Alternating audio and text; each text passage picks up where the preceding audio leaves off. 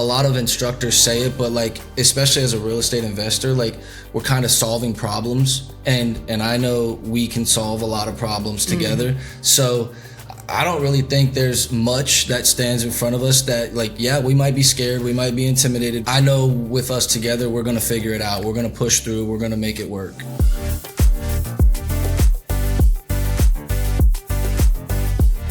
Welcome back to Success Chronicles, where we talk to rule breakers. Today, we got Kevin and Nicole D'Amico. And inside of all of us, I think we're just born with something innately that tells us that we're capable, that we're able, that we, throughout our life, have lessons where we do learn a lot about ourselves. And today, when I talk to Kevin and Nicole, they share some of the lessons and some of their life journeys that they learned about themselves that enabled them to be successful and start their journey. Well, welcome. Thank you for joining with me, Kevin and Nicole D'Amico. So excited to have you with me today. Tell me a little bit, right as we begin, just tell me about yourselves first. You want to start? Sure. So Nicole and I, we've been married for 9 years now, going on 10 in 2026. We have 2 beautiful daughters. They're actually up here somewhere. Yeah. One's 19. She's in college. She goes to Clark Atlanta University in Georgia, in Atlanta.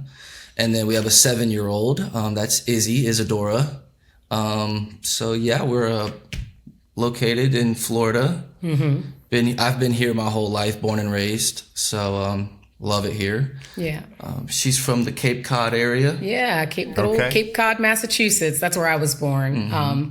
And then, little backstory. My mom moved down here in college, met my dad, fell in love, had a couple kids. We moved back up north. My dad, being a born and raised Florida boy, said, not a chance. Am I dealing with that snow? Yeah. And so they came back to Florida and been here ever since. So I've grown up here in Florida most of my life. Well, before tax lien code, what did your life look like? Take me through your family, your vocation, your career, your life. What have you been doing up until you met us? Oh my gosh, what haven't we been doing? So we, I think, are a pair of Renaissance men, women. Like we kind of done a little bit of everything. I'll start with him. He worked for the city, worked for our local city here for a long time, but also dabbled in modeling and music, being an author and all sorts of other little side ventures. Just trying to find something that fits. And professionally now, he landed in the fire service. I'm a firefighter. He's been a firefighter for the last 14 years now. Oh, wow. Okay. Yep. Yeah. So, and then myself, similarly, I went away to college. During college, started nannying, fell in love with that, did that for a long time, even after I finished my degree, because that was way more fun than getting a real job. And then my kids grew up, the babies that they started going off to school, and there wasn't as much need for me. So I said, I guess I'll put my degree to work. Worked in a law office as a paralegal for almost 10 years. And then went over to corporate America after that. Most recently, that's what I was doing, working for a brokerage firm, financial services firm. Okay. And that's kind of our, in a nutshell. Now, yeah. Oh, I did bartending there for a while. Mm-hmm. That's when we met. Mm-hmm. All right. So true Renaissance individuals for sure. Yeah. Now, having careers, having a vocation. I mean, you went to college, being a firefighter.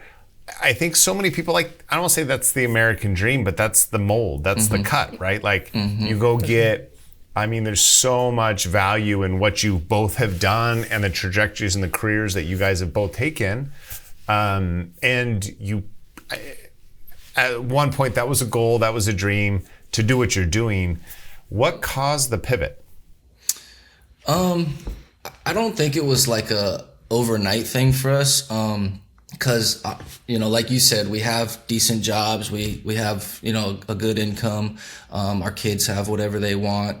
But I think we've always strived for more. I definitely for myself, I'm never satisfied. I always, I want more. shaking. I want more for me. I want more for us. I want more for my kids. We like helping our friends. We like helping. We have a charity fund that we always put money into, and the more obviously that we can make, the more that we can help. Right. Yeah. He definitely doesn't sit still. So that's why I said firefighting is perfect for him. Because in addition to firefighting, he also works for our county ambulance company. So he's a dispatcher for the county ambulance company. And he also teaches at the local fire academy. Like, he can't sit still. Like, he's got to be go, go, go all the time. And I'm here for it. I'm okay with that. Yeah. So I think we've reached a point in our life as a family, in our careers professionally, where I don't want to necessarily say we've hit a plateau, because there are definitely there's still room for both of us to grow. Is still room for both of us to grow professionally. But it's the personal side, the family side that, wasn't really suffering, because we tried to, but it was wearing on us, trying to balance these careers with making sure we could be fully present with our kids and for our family. Our parents aren't getting any younger. He lost his father in 2020, kind of during all the COVID madness. I just lost my father this past December. And I think that kind of helped put some things into perspective for us. Like, we have a good life. We have got a great life. We have a wonderful support system. But we want to do more of that. We want to be able to have the flexibility and the ability to just be with our family when we want, how we want, but also still be able to provide. Okay, so I want to go back to something in a minute, but I want to stay here. You said something about, like, you're so motivated and you can't sit still. I want to figure out where that came from, but in just a minute, because you ended on something that I think is so interesting right now. And your oldest is, you said, 19 in college? And then your younger one is 12, is that right? 7. No, she's 7, so there's a 12-year gap. We did a 12-year gap. So, I don't know if I shared this with you. I got about the same span. I got 2 more in the middle, but we're kind of there. One of the things that my wife and I talk about, and I want to hear your perspective, is you said you want to be fully present for your family, for your parents, for your extended family, but also your immediate family. One of the shifts that I see happening in our society is just to keep up, just to keep head above water. We have to be so busy. Our parents, the generation before that even, a stay-at-home mom was pretty common, pretty normal. The father could go out and provide financially for the family on one income. And that's just kind of going away. Like, I look at my kids and the price of homes and the trajectory of inflation, where everything is going, and just thinking, it's just probably not realistic for our society and our culture, the way our economy is going. Totally agree. How are you preparing yourself and your kids? That felt like something that was important to you. So how do you view that? How did that affect you? You're talking, Kevin, I don't know how, I don't think I could keep up with you, it sounds like. But like, how, was there a breaking point where you just realized, like, we're just not cutting it? Like, we just can't be as present as we want for our family. And how are you fixing that? Well, it's funny that you asked that question, at least for me personally. And I know I've talked to Kevin about this. But the breaking point, I guess, for me, like I said, my father just passed away last December. So it'll be a year in just a few days, actually. And he had been sick for a long time, battling cancer, a couple different forms of cancer, beat it, it came back, the whole story. But at this point, he was young. He was only 67, 66. So, just, the cancer just took its toll. But while in that last maybe month or two, as his health was declining further last year, and I had to be away from work, corporate America is very demanding. And the job was great. Like, they understood. I don't know if it was my own work ethic or just societal conditioning that said, but you still have to be here. You still have to be here. And that the moment it hit me was when I realized I was bringing my work laptop to the hospital just to monitor emails while my father was, literally on his deathbed. And I'm like, this is not the life I want to. I mean, and the company is great to me, but I was like, this is just not what I want for my kids, even definitely not for myself anymore. But I don't want my kids to grow up seeing that I had to do that, thinking that's normal. Like, that's not normal. Like, disconnect, be present. And so I think that was really that catalyst moment for me where I was like, okay, this is not the way we want it to be. Yeah.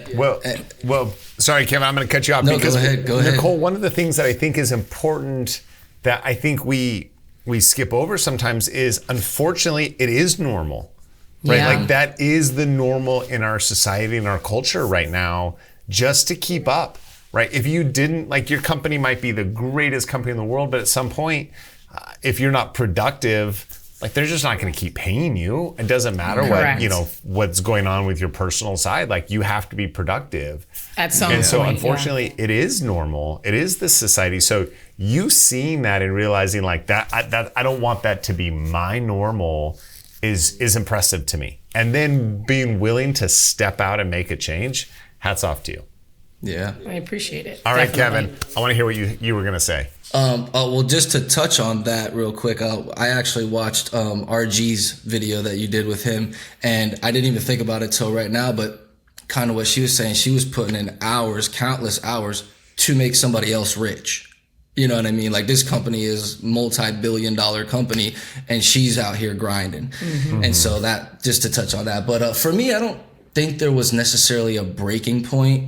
It's been like an ongoing thing. I do work a lot, but I strategically plan it so I can be home. I'm here for the kids and stuff. But being a firefighter, which is a great career, it's blessed me in so many ways. I get to help people.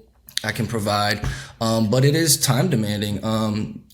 I work 24 hours on, 48 hours off. So when I leave in the morning, I'm gone from the family. I'm gone from everything until the next day.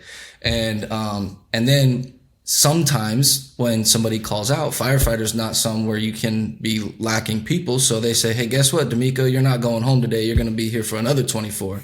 Oh, well, it's my daughter's birthday. Sorry, we got to, Staffing. So, I miss some of those birthday parties, weddings, friends, gatherings and stuff. And I think just over the time I got to the point where, I want to call the shots. I want to be able to do what I want to do, when I want to do it, and how I want to do it. Yeah, for sure. So I think, and then just that flexibility to be with my family, and, it's invaluable. And provide, be able to still provide, exactly. Have the flexibility to be present, but also provide. Yeah. Where did this mindset come from you? I mean, you're breaking a mold.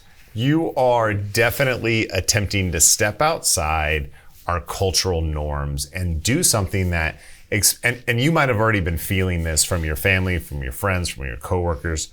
There's going to be an attempt to pull you back down, to keep you in the box. And what you're trying to do is jump out of that, like crush the box and do something completely different.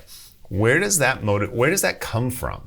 Because it's so hard to teach. As having a company that tries to teach it, it is so hard to teach, to get people to move and realize that there is a different way that might be better for them and their family. It is so hard, but it feels like that's ingrained in you.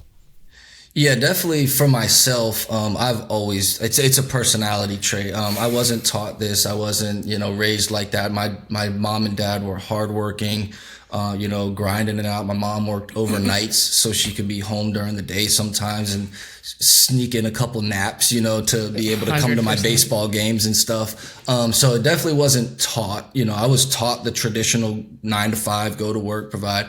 But me, I'm just, like I said, I'm never satisfied. And an example would be, on a monetary example, like even if I made $1 million next year, I'm gonna say, how can I make 1,000,001? You know what I mean? I'm never, just to be better every day. And maybe that's from my sports growing up. I was always into sports and wanted to be better, practicing. I grinded it out. I worked out. I did all that stuff. Yeah. So maybe that's where some of the teaching part came from. But yeah, it's just who I am. It's who I've always been.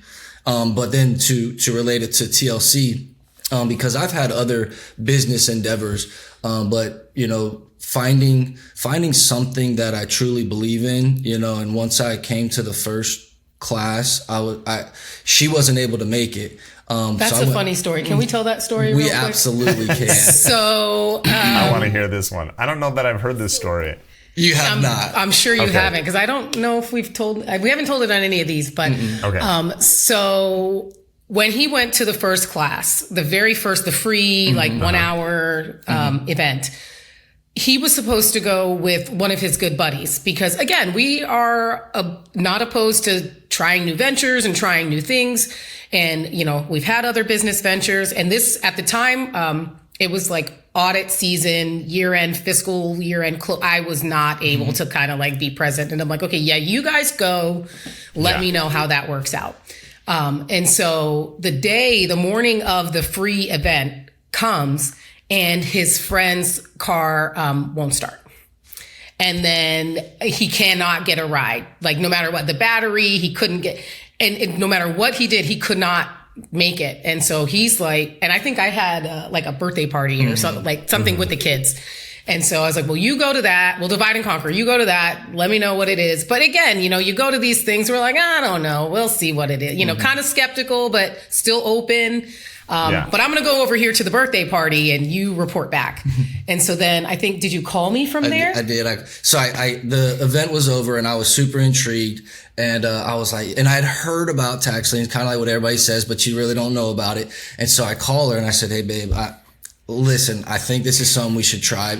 It's going to be like $900 or something, like $1,000 or whatever. Yeah, $1,000. And she was like, I don't know. And I was like, I wasn't in the mind frame of vetting a prospective opportunity. I'm like, I'm at this birthday party. I can't have this conversation. And she says no. Yeah. No, don't do it. I said, okay. So I walk out of the hotel. I get to my car and I said, you know what? I'm going to walk back in real quick and just get some information so I can go home and talk to her first. So I forget who it was, talked to the lady real quick. And I said, hey, let me just talk to my wife. Can I still sign up today, for whatever? And she said, yeah, I get on a plane at 7. As long as you call me before then, we'll get you done. Boom. I said, okay. So I come home, I talked to her. I said, babe, we've spent $1,000 on way worse stuff. Way more frivolous Let's go things. see what this is about. And as soon as I got her to the 3-day event, we were sold. She was convinced. I said, I told you, babe, this is what we need to be doing. Yeah. And so then the way we are very much believe in sort of divine timing and, things kind of happen when they're supposed to happen. And I'm like, what are the odds that your friend that you were going to do this business venture with, or look into this with, would not be able to make it, and all these things? Because we talk about it. If they had gone together, then it would have probably been the two of them, and then the complexity of everything would have just looked totally different. It wouldn't have worked. I wouldn't be at the events with him, and then he'd be trying to explain it to me, and I'm like, what? So I just, everything worked out from our perspective. The way we see it, it worked out the way it was supposed to. Absolutely. But I was totally like, no, you're not spending $1,000. Just come home. Now, you said that, and I'm curious because I've heard it from so many people, and I want to hear your take on it. You mentioned you were skeptical. What were you skeptical of? What caused the skepticism, and what were you skeptical of? Because I had not heard of tax lien anything before that. He, I think, had been looking into it with his buddy, which is why they were kind of going to come to the seminar together. For me, I had no knowledge of it. I'm like, I've never even heard of this. I consider myself a pretty intelligent person, but I don't even know what this is. I've never heard of it.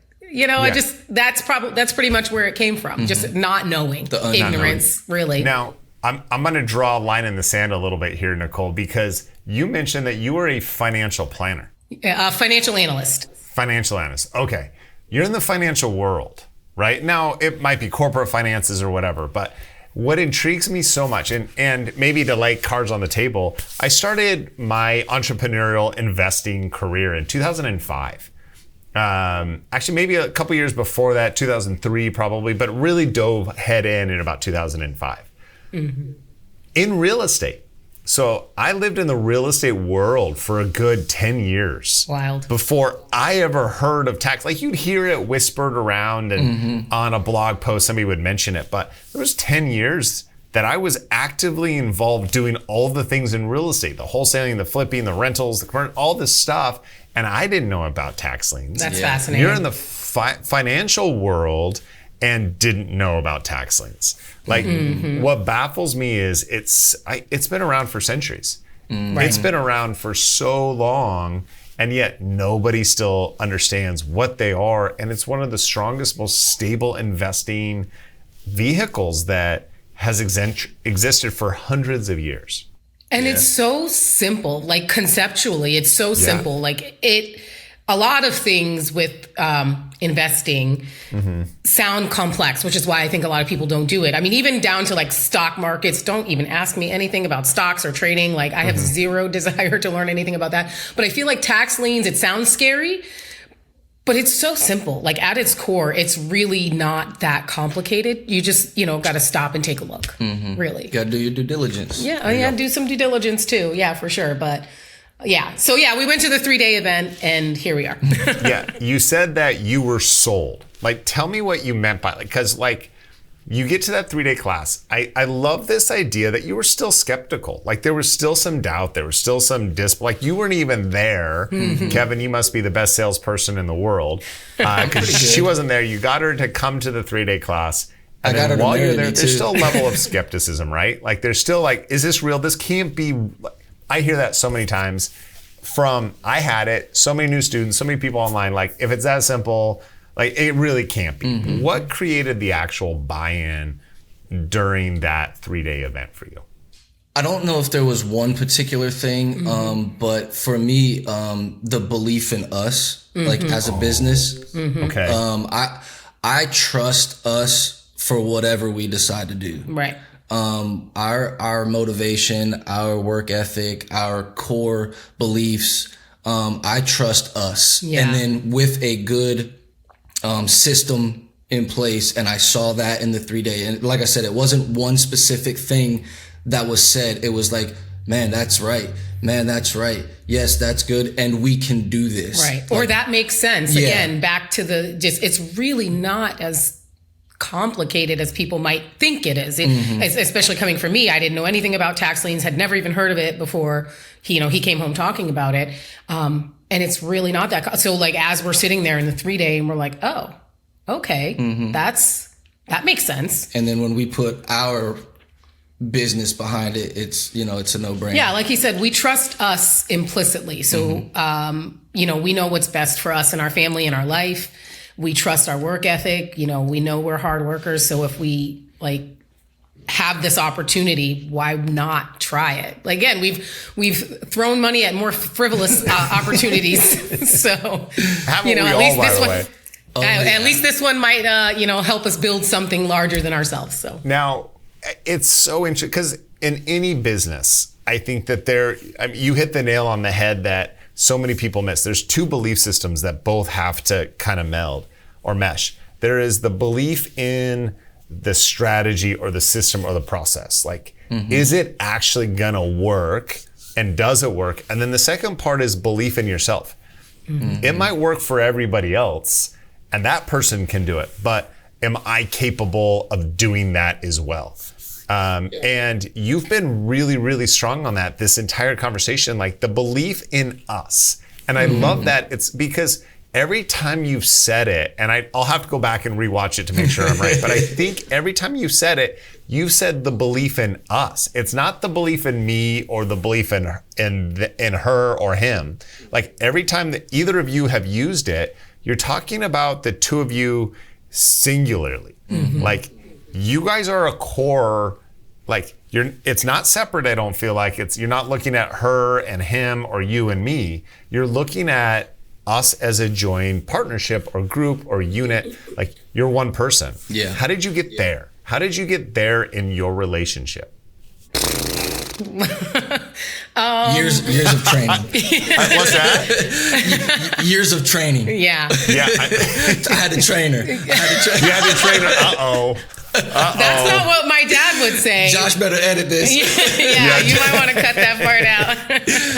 No, it's really weird, to be honest with you. So real quick, how we met, I was never one to be scared to talk to anybody, and still am not. But when I first met her 17 years ago, 18 years like ago, 19 something like 19 now. years ago, I don't know, however long. I was like nervous, like first time I was nervous to talk to a girl, right? And so I didn't know what to say. I'm sitting here like, what am I going to say to her? What am I going to say to her? And I walk up to her, I wrote down my number and I gave it to her and I said, hey, call me whenever you want. And I walked away, like that was it. And I'm walking away and she's like, I'm not going to call you. And I was just like, oh man. And she's like, but if you I'll give you my number, you can call me. And I was like, whew. That is how that went. And so that's how we met though. But no, after getting to know her, like it's funny because our families were we never met each other. But our families were like so kind of the same. Parallel. Her dad was almost exactly like my dad. Right. Her mom is almost exactly like my mom. Her brother is exactly like one of my brothers. Like the mannerisms, the personalities and stuff. And it was just like, and then we just gel so well together. Yeah, I think we are, we balance each other out. And I think we've realized that pretty early on. I think that's the foundation of it. Mm-hmm. You know, like he said, he's not afraid to talk to people. He'll go work a room and I'm not necessarily afraid to talk to people, but he definitely puts himself out there way more than I do. And, but then cultivating and growing those relationships and those connections, still sending out Christmas cards and things like I take over on that stuff. Like, no, we've got to send them a Christmas card. Because, Did you send me a Christmas card, by the way, Nicole? I would have, but I didn't have your address, and I didn't know what address to send it to. So you will get one though if I get that. All right, I'll send you my address. For sure. We have some really nice ones too. So. Yeah, we do. I like them. So yeah, I think we realized pretty early on that because we balance each other out, it has to be a we. It has to be an us. Because if it's just him, it doesn't work. If it's just me, it doesn't work. Or at least doesn't work as efficiently. I can't say it doesn't work at all, but it won't be as efficient. But when we put our combined talents, I'm a little bit more meticulous and a little bit more technologically savvy. Way more. Things like that. He's great at, the outreach and reaching out to people, talking to people, initiating contact, cold calls and all of that stuff. And, I organize it. We just balance each other out so well that I think the us just comes naturally. Mm-hmm. Like it can't be anything else or it won't be as efficient. As you've transitioned, now take me through how that's worked in real life. Like how, as you started investing and, we call this Success Chronicles because it's a chronicle of the process of the journey. It's not only talking to people that are already at the end, that are quote unquote success, and that we're gonna give you a trophy and say you've made $1 million. Like to me, it's the journey and what is leading to your success. So, but tell me about the beginnings. How's it gone? What is the first couple purchases and investments felt like? What obstacles have you had to overcome? How'd you overcome them? But how does it feel to actually be implementing that thing that you're like, okay, I believe in us, we can do this, to actually be doing it now? Well, it started with Foundations. That was the first event we went to right after the 3-day. Foundations after 3-day. So it was like March or April of this year? Something like that. And we bought our first tax liens there. I think Nate was our instructor at that event. Right. Yep, Nate. Love that guy. So awesome. And made it so energy. Yes, he is. And he made it so simple to understand and take the leap. So we bought those first few liens, a few that we really, really liked. And, it was just exciting. Like, oh, okay, we've got, those were over the counters. We bought those ones, 8 or 9 of them. We bought 8 of them, that weekend. And so that was exciting and like, okay, it's just that simple, and then we've been kind of following and tracking those things. And then just doing outreach. We wanted to get a property. We weren't really sure where we wanted to start. We were kind of dabbling, thinking about like, do we want to wholesale? Flipping sounds like a lot of work. Maybe we should just start with wholesaling just to get our feet wet. And then this guy with his powers of persuasion and his outreach and, just us letting people know like, hey, this is what we're doing now. We're investing. So if you have an opportunity, let us know. And a friend reached out to him and said, hey, here's this opportunity. And he reached out to the guy, calls were had, exchanged. And then we ended up with a vacant lot here in our home county that we're going to build a new house on. And I'm like, okay, I said a flip was a lot of work. And here we are venturing into new construction on our very first build, really, essentially. Because we did win a tax deed at auction in a neighboring county. So because we were dabbling with the thought of possibly wholesaling first, but this other opportunity popped up and I'm like, okay, well, where does permitting start? Yeah. So yeah, we're in the process of a new construction home. Yeah. Geez, you got a lot of decisions. Like you got a lot of obstacles. How are you now? So first of all, what's the biggest obstacle that you have right now in your business, and how and are you navigating those? The biggest obstacle. I think the biggest obstacle right now, especially because we're still very new, is the information deficit. We just don't know what we don't know. The next step, the next call, the next email, but we have such good support. And again, he's a great, outreach person. He's just calling the people and saying, hey, I'm looking for guidance. I'm looking for, help. We're, calling our network, our power team. And, when something comes up, I think this person might be able to help give us this information. So let me call them. But I think that's probably the biggest obstacle is just not knowing what we don't know. And we're about to build a whole house.